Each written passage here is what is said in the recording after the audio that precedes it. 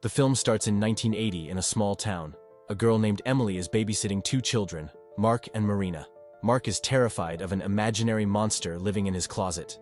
To calm him down, Emily places a chair and a teddy bear in front of the closet door as a guard. She tells Marina to stay with her brother to comfort him and then leaves the room.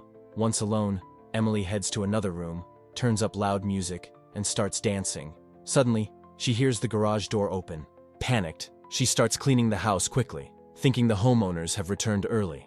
However, when she checks the garage, no one is there. Feeling uneasy, she goes outside for a cigarette and discovers a dead dog lying on the road. Terrified, she runs back inside. There, she spots the same teddy bear she had placed by the closet, but now it has a note attached to it. Emily assumes Mark is playing a prank. She goes to his room, but he is fast asleep, though the closet door is now wide open and the chair is knocked over on the floor. She then confronts Marina, suspecting her instead, but Marina denies doing anything. Emily doesn't believe her and walks out, only to find picture frames arranged strangely on the floor. Convinced it's still Mark's mischief, she runs back toward his room.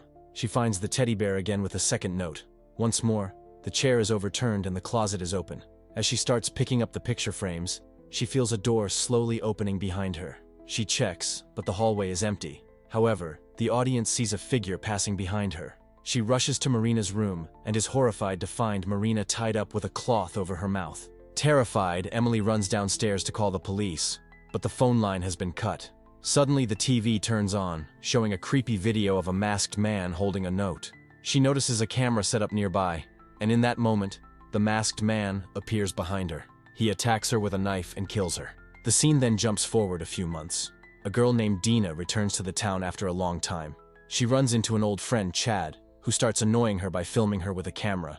Another guy named Willis intervenes and chases Chad away. Willis asks Dena how she's doing, but she gives a brief, cold reply and walks away. Later, Dena goes to a medical store, greets a police officer named Elizabeth, buys some medicine, and leaves.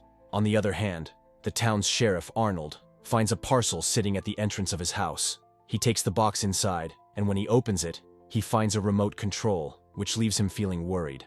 Meanwhile, Dena meets her friend Heidi, and both are very happy to see each other after such a long time. While having coffee and chatting, they plan to hang out, but Heidi mentions that she has to babysit Sheriff Arnold's son tonight. During their conversation, it is revealed that the sheriff's wife has passed away. Elsewhere, Sheriff Arnold and his partner, Butch, arrive in front of a house. Arnold hands the remote to Butch, and as soon as Butch presses the button, the garage door opens. Sheriff Arnold tells him that he found this remote at his doorstep this morning. Here, we discover that this is the same house where Emily, the girl from the beginning of the story, was murdered by the masked man. Meanwhile, Dena arrives at her home, where her mother greets her happily. Her mother tells her that Heidi called saying there was some kind of emergency. At the same time, the sheriff and Butch return to the police station. Another officer hands Arnold another box, explaining that he found it outside his own house, but it had Arnold's name on it. When they open the box, they find a cassette tape with the title, Night of the Reaper, written on it. When they play the tape, it shows a video of a boy camping in the woods. Suddenly, he hears a noise. When he goes to investigate, he finds a dead dog, which terrifies him. As soon as he returns to his tent, he finds a camera sitting there, and suddenly, the masked killer appears and murders him. They are shocked by what they see. Arnold explains that the boy is Connor, whose body was found near the river 2 years ago. On the other side of town, Dena calls her friend Heidi. Heidi says she is feeling very sick and requests Dena to take over the babysitting job for the sheriff's child tonight.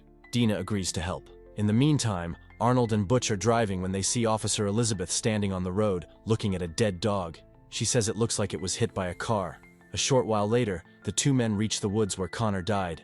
There, Arnold's eyes suddenly fall upon another package lying on the ground. They take the package back to the station, and inside is another cassette. As soon as they play the tape, they see the video of Emily just before she died. Watching the video closely again, they spot a parked van that belongs to Chad, the boy with the camera shown earlier in the story. Meanwhile, Dena arrives at the sheriff's house and meets Arnold's son, Max. On the other hand, the police bring Chad in for investigation and confiscate his camera. Chad refuses to tell them anything and says he wants to speak with his lawyer. However, Arnold accuses him of being responsible for all the murders in town. Hearing this, Chad goes completely silent. Back at the house, Dena asks Max to show her around. Max agrees and starts showing her the house. They end up in the basement where Dena finds a box containing Max's late mother's belongings. She opens it to find a wedding dress, which makes Max sad, and he asks to leave. A little while later, Arnold calls to check on Dena. After hanging up, Arnold resumes the investigation of Chad, but Chad isn't scared at all. Instead, he threatens to sue. Arnold mentions his friend Willis, suggesting he might be involved, but Chad insists that Willis hasn't done anything wrong either. Furious, Arnold heads out to find Willis. Back at the house, it's time for Max to go to bed. Dena tucks him in and goes downstairs. She has a drink, and while searching for something to eat in the kitchen, she suddenly hears a dog screaming outside. Dena takes a flashlight and goes out, only to find a dead dog. Terrified, she quickly runs back inside and locks the door. Elsewhere, Arnold breaks the lock of Willis's apartment and begins to search it. His eyes land on a dog collar, which makes him start to suspect Willis. Inside the house, Dena feels lonely and calls Heidi to chat. During their conversation, she suddenly hears something fall. When she goes to investigate, she hears footsteps in the house and realizes that someone has opened the basement door. On the other hand, Arnold finds another cassette while searching Willis's apartment. Meanwhile, Dena moves fearfully toward the basement and asks out loud if someone is playing a prank on her. As soon as she switches on the light, she sees something strange there. At the same time, Willis returns to his apartment, but Arnold immediately points a gun at him and arrests him for Emily's murder. Dena tries to call Heidi again, but she doesn't pick up. She goes to Max's room, but he is sleeping peacefully. Suddenly, there is another loud noise.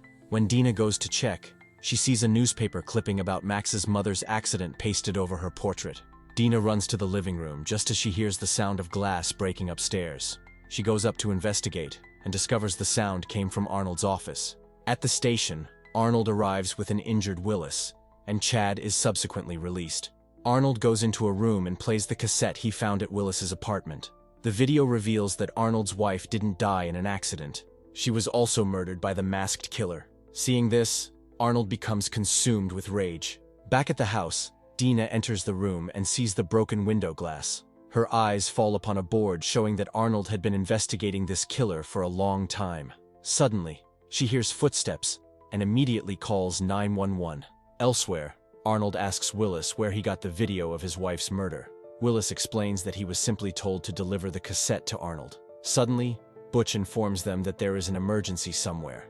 Meanwhile, the killer, carrying a camera and a knife, heads toward Max's room but hears Dena's voice from another room talking to a 911 operator. The killer follows the sound, only to find it wasn't Dena but a tape recorder. At the same time, the police arrive at a medical store and open a bag, but it's empty. It turns out someone had called in a fake bomb threat. In the house, as soon as the killer picks up the tape recorder, Dena attacks from behind with a taser, and the killer falls unconscious. After a while, the killer wakes up tied to a chair with the video of Emily's murder playing in front of them. In the video, Dena appears wearing a mask and says she knows who the killer is, and knew all along that they would come here tonight. Just then, the killer removes the mask, and it is revealed that the killer is actually the police officer, Elizabeth. Then Dena reveals that she had been planning all of this for a long time. It turns out she intentionally drugged Heidi's coffee with pills so she would get sick and be unable to come for babysitting. After that, she also put sleeping pills in Max's juice and asked Willis to take him away from there. Dena explains that she had left her bag at the medical store that morning and made the fake 911 bomb threat herself. She did all of this to keep the police distracted so no one could come to help the killer, Elizabeth. Hearing this, Elizabeth is stunned and rushes out of the room. She searches the kitchen for a knife but finds nothing. Then, her eyes fall on a photo on the fridge with a message attached to it. Elizabeth runs upstairs and finds several such messages along the way. She finds a walkie-talkie through which Dena speaks to her, daring her to come outside. Meanwhile, at the station, Arnold checks the CCTV footage and is shocked to see that it was Dena who left the bag. Back at the house, Elizabeth is frantically searching for Dena. She spots Dena outside through the window, signaling her with a flashlight. Fueled by rage, Elizabeth runs into the woods, where she sees many scarecrows. Suddenly, Dena attacks her. Here, we learn that Dena is actually the older sister of Emily, the girl killed at the start of the story, and she is doing all of this to avenge her sister's death. Just as she is about to kill Elizabeth, Chad suddenly appears from behind, attacks Dena, and knocks her unconscious. The two killers drag Dena's unconscious body back into the house. During this time, Arnold calls his house several times, and when there is no answer, he gets worried and heads home.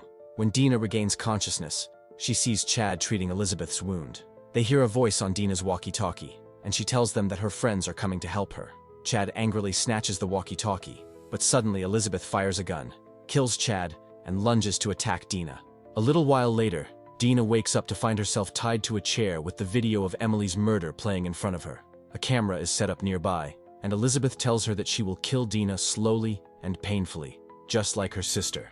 Then Elizabeth puts on the mask and stabs Dena in the leg, making her scream in pain. At that exact moment, Arnold arrives and shoots Elizabeth. He is shocked to see that the real killer is Elizabeth.